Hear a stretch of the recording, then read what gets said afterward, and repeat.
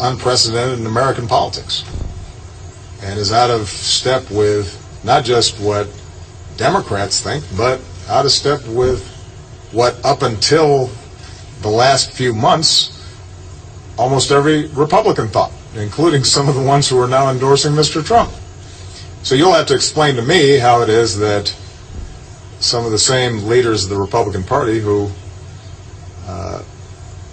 were constantly haranguing us for even talking to the Russians and who consistently took the most hawkish approaches to Russia, including Mr. Trump's selection for vice president, now reconcile their endorsement of Mr. Trump with their previous views.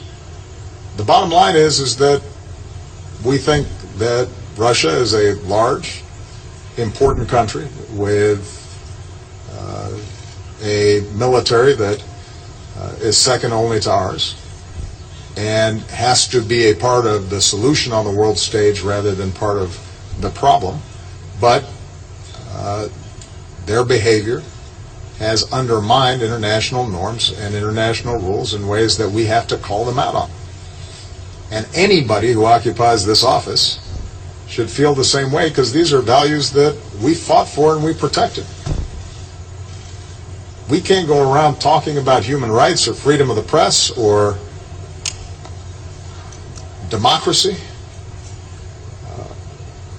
or freedom of religion or non-discrimination or basic laws of war or the sovereignty and territorial integrity of countries, no matter how small, and then extol the virtues of somebody who violates those principles. And Mr. Trump rarely surprises me these days. I'm much more surprised and troubled by the fact that you have Republican officials who historically have been adamantly anti-Russian and in fact have attacked me for even engaging them diplomatically, now supporting and in some cases echoing his positions. It's quite a reversal. You'll have to ask them how to explain it. With respect to the State Department and the FBI reports, I think you've heard directly from both the FBI and the State Department that the notion or the accounts that have been put out there are just not true. And you can question them again, but based on what we have seen, heard, learned,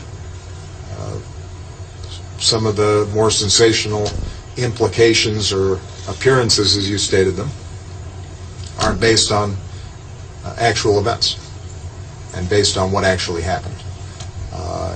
And I think derived from sort of overly broad characterizations of interactions between the State Department and the FBI that happen a lot and happen between agencies.